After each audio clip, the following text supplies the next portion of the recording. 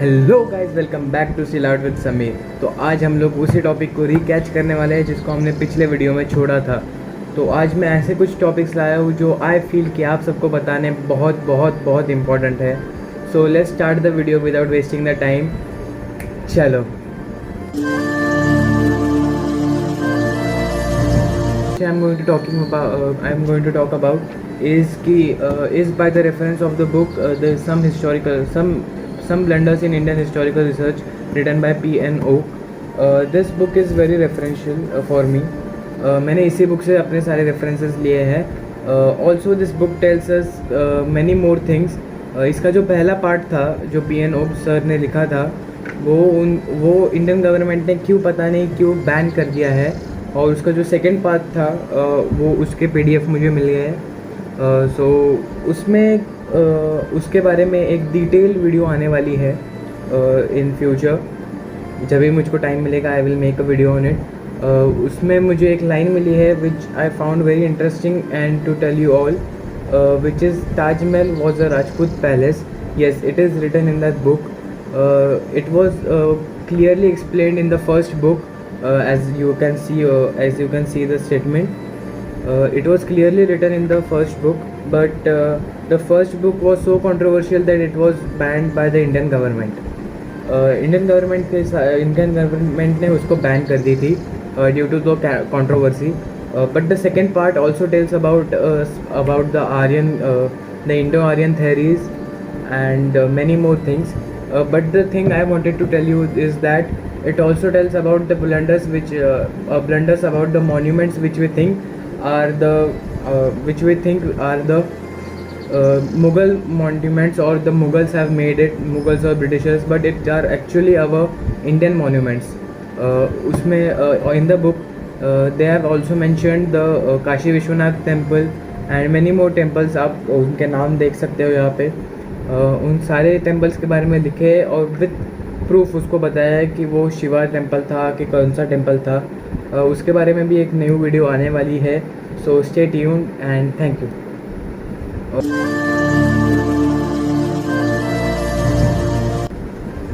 हमारे एज के मतलब इन टीनेजर्स जो भी स्कूल गोइंग होंगे उनको पता होगा पाइथागोरस थ्योरम के बारे में और द ग्रेविटेशन के बारे में। जो पाइथागोरस थ्योरम हमें लगता है कि पाइथागोरस ने बनाया था, और जो ग्रेविटेशन था हमें लगता था कि वो न्यूटन ने थ्योरी दी थी उसकी। बट नो, जो पाइथागोरस थ्योरम था मतलब a² + b² = c², और the law of gravitation was actually given hundreds of years ago before Newton and Pythagoras. So around 800 BC में a saint named Bodhayana wrote a book Sulava Sutra. उस book के मुझे कुछ references नहीं मिले, पर उसमें जो श्लोक था वो मुझे मिला है। दिस श्लोक गोज लाइक दिस। इस श्लोक को अगर आप संस्कृत ट्रांसलेटर से वर्ड टू वर्ड मीनिंग में लोगे और उसके हिसाब से अगर आप उसके हिसाब से एक फिगर बनाओगे तो it just tells that the a² + b² = c². This was in 800 BC. This book was written in 800 BC. But आप में से कुछ लोग बोल सकते हो कि according to Google, the Pythagoras made it in around 1900 BC. जो भी लोग ऐसा बोल रहे हैं प्लीज़ जाके पाइथागोरस की बर्थ डेट देखिए। It is showing around 570 BC. मुझे ये नहीं पता कि 570 BC में जन्म लिया हुआ आदमी 1900 BC में कैसे लिख सकता है। Thank you. The second invention is of the gravity, which was written by Brahmagupta in his book Brahmagupta Siddhanta. आप जाके गूगल पे देख सकते हो। It was written in the start of the 5th century, मतलब 5000 BC के around लिखा गया था वो।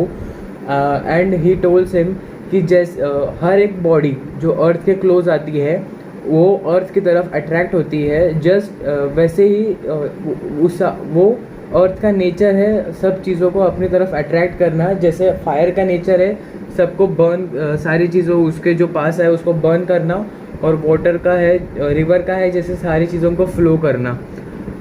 इसके 500 ईयर्स के बाद मतलब ऑलमोस्ट 5500 ईयर्स BCE में अराउंड दैट टाइम भास्करा 2 ने इस जो नेचर को बताया था अर्थ के, उसे गुरुत्वाकर्षण नाम दिया था। According to Google, the Newton theory was published in 1666, late summers of 1666.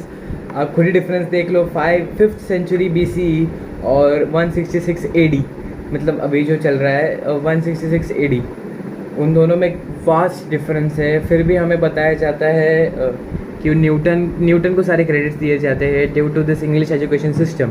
ये इंग्लिश एजुकेशन, आपको एक बोनस इन्फॉर्मेशन दे रहा हूँ गाइज, जो इंग्लिश एजुकेशन सिस्टम है, it came when British officer put a survey in India.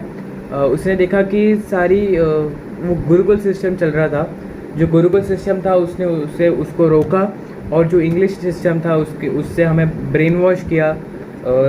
Yes, मैं महाराष्ट्र से हूँ।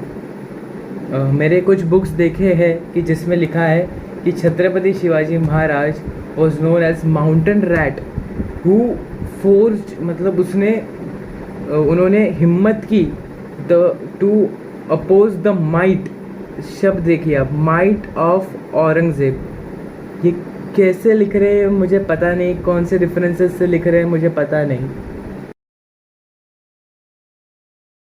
और जो रामायण है उसमें रेफरेंस मिलता है हमें कुछ वर्सेस में, जहाँ पे सुग्रीव कहते हैं कि सीता माता को जाओ ढूंढो इन द डायरेक्शन जहाँ पे अभी current north America south America है। वहाँ की एक जगह पे जाके बताते हैं कि वहाँ एक ट्राइडेंट जैसा है विष्णु इंद्र के अस्त्र का जो एक है वो मार्क है वहाँ पे।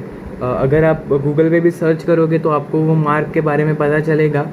और वो बताते हैं कि वो उनके गॉड का है, उसका जो नाम है, उस गॉड का नाम है, उनके जो साउथ अमेरिका के जो ट्राइब्स हैं उनके गॉड का नाम है वीरापोचा। और वीरापोचा जो है उसकी जो क्वालिटीज़ है वो कि वो गॉड्स का किंग है, and he is the God of thunder, and also उसके पास एक अस्त्र है जो किसी के बोन्स से बनाया गया है। तो आप समझ ही सकते हो कि इंद्रा और वीरापोचा में कितनी सिमिलैरिटीज़ है। नेक्स्ट वीडियो में हम इस टॉपिक के बारे में बात करेंगे कि ग्रीक कल्चर, बाकी सारे कल्चर्स में और इंडियन कल्चर में इतनी सारी सिमिलैरिटीज़ क्यों है, कैसे है, और क्या क्या सिमिलैरिटीज़।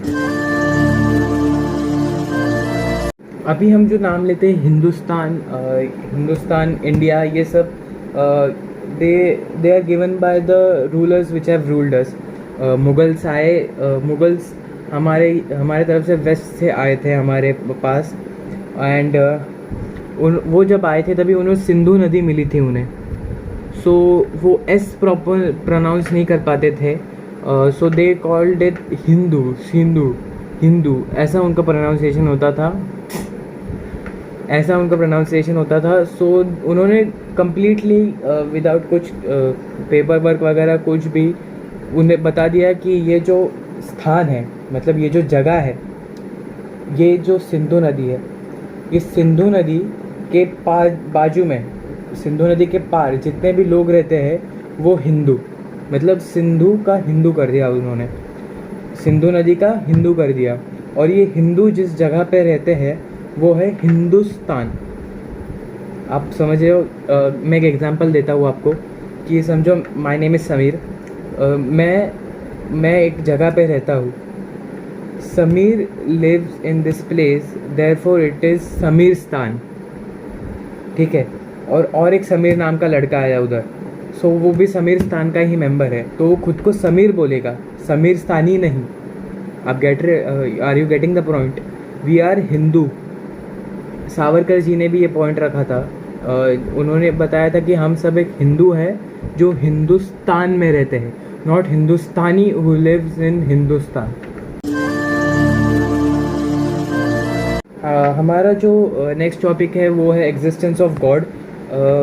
हमने बहुत सी प्रूफ्स देखे हुए हैं, फिर भी कुछ थियोरेटिकल प्रूफ्स हैं मेरे पास जो मैं आपको बताना चाहता हूँ। मैं रिसेंटली वृंदावन गया था और वृंदावन में मैंने एक कालिया नाग जिसके साथ श्री कृष्ण की फ़ाइट हुई थी, मैंने वहाँ पे एक कालिया नाग का स्क्रिप्चर देखा था, जिस पे बताया जाता है कि जो ब्रिटिशर्स थे उन्होंने अराउंड 1850 उस पर फायरिंग की थी कि वेदर इट इज़ रियल और नो। रियल और फेक, उसके बुलेट्स के निशान भी आप देख सकते हो इस वीडियो में। और बताया जाता है कि उसमें से खून निकलने लगा था, so the Britishers left it untouched. Second जो था, it is a story between Newton and his friend. Once they both had a debate on existence of God and both came to an conclusion कि मतलब उस Newton के दोस्त ने उसको बोला कि this universe has created on its own, no one there is to create it and no god is existed and existing, all the things which are there are science. The next day Newton एक model लेके गया उसके पास solar system का, और बोला उसको कि ये खुद से बना है, मैंने नहीं बनाया। तो उसका फ्रेंड हो गया कि शॉक हो गया कि ये क्रिएशन कोई क्रिएशन कभी होती है जब भी उसका एक क्रिएटर होता है, जब भी क्रिएशन कभी होती है जब भी उसका एक क्रिएटर होता है। सो न्यूटन उसको वही बता रहा है कि universe is a creation and every creation has a creator. Edison also said that right is a creativity but I am not the creator, कोई और है उसका क्रिएटर।